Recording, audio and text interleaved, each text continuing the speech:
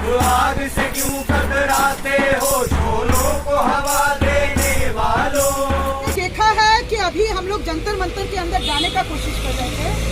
सारा लाठी, सारा बैरिकेड, सारा वाटर कैनन हमारे लिए है।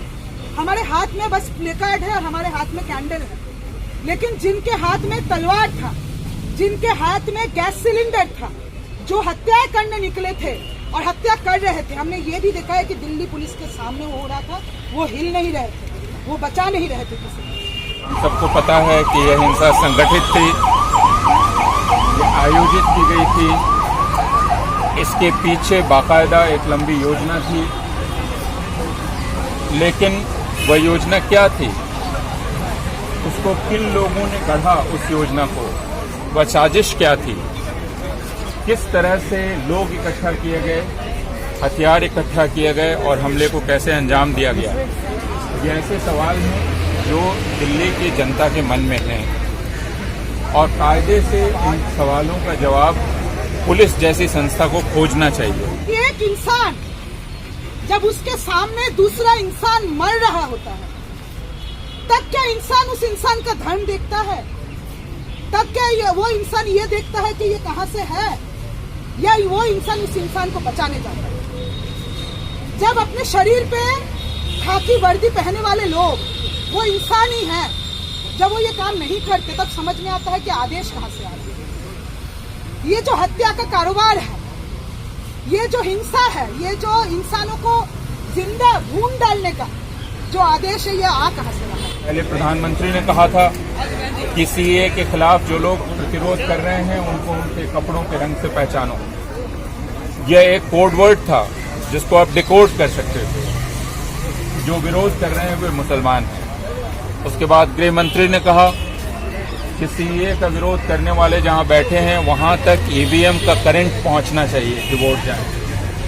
फिर देश के वित्त मंत्री ने कहा, गृह राज्य मंत्री ने कहा कि उन्हें गोली मार देनी चाहिए। ऐसा उकसाया उन्होंने अपने समर्थकों को कहते हुए।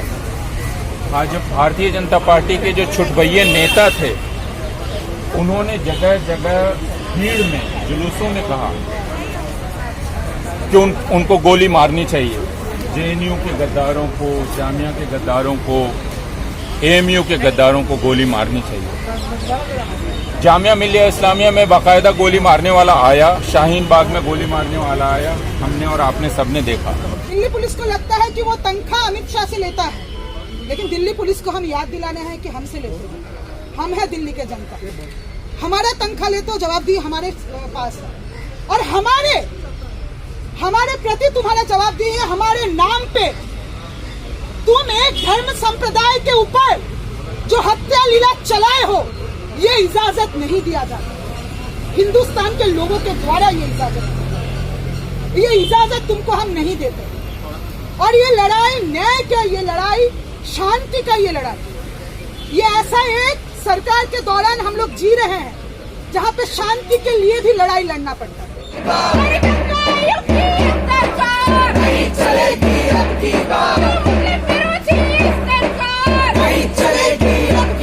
ये लगाया गया है लोगों को जेल के अंदर, जिनको जेल के अंदर डाला गया है, हम उनका धर्म नहीं देखते, लेकिन सच बात यह है कि जिनको जेल में डाला गया है, नाम उठा के देख लीजिए और समझ में आ जाएगा किस धर्म संप्रदाय से ज्यादा है। आज रिमेम्बरिंग के लिए, क्योंकि रिमेम्बर करना भी एक बहुत बड़ी बात है। आज ये चाहते हैं कि हम रिमेम्बर भी ना करें।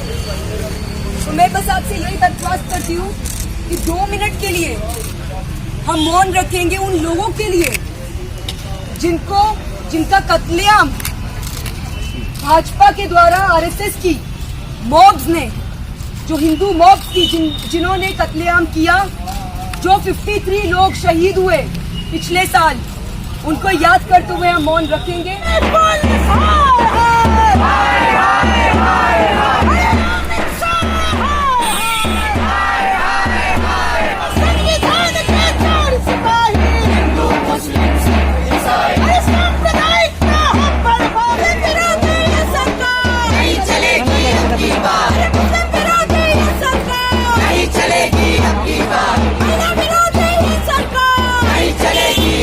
तिरंगा लेके, हाथ में संविधान लेके हिंदुस्तान की एकता को सामने लाते हुए जो सीए का धरना चल रहा था, कपिल मिश्रा ने बोला 24 घंटे के अंदर नहीं उठेगा और डीसीपी के सामने बोला, तब पुलिस भी हमें रोक नहीं पाएगी, जो कार्रवाई होना है होगा।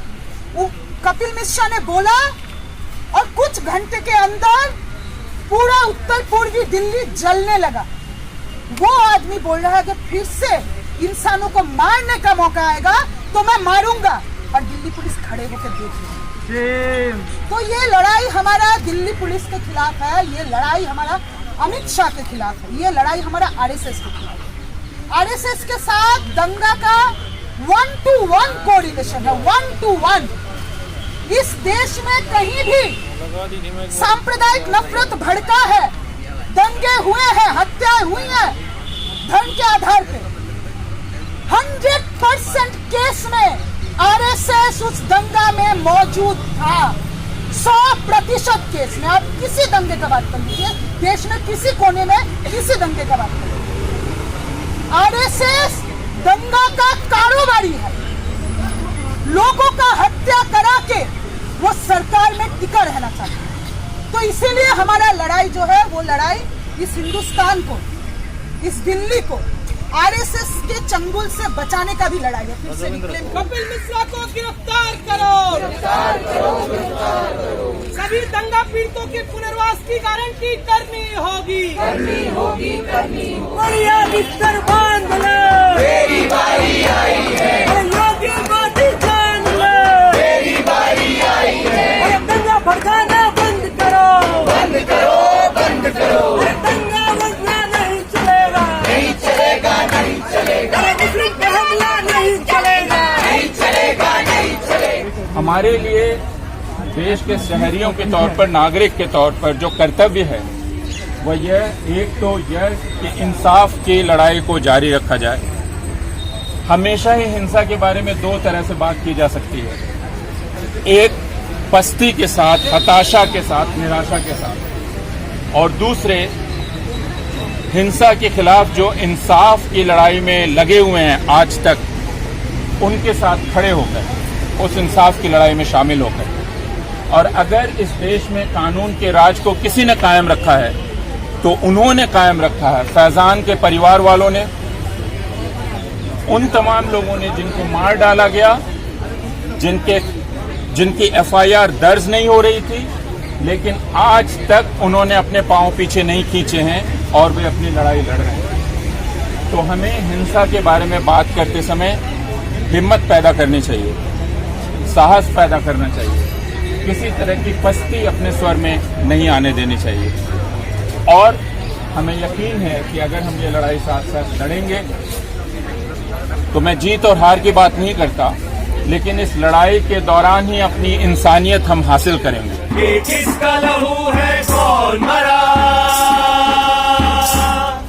ऐ रहबर मुल्क को कौन बता, ऐ रहबर मुल्क को कौन बता, ऐ रहबर मुल्क को कौन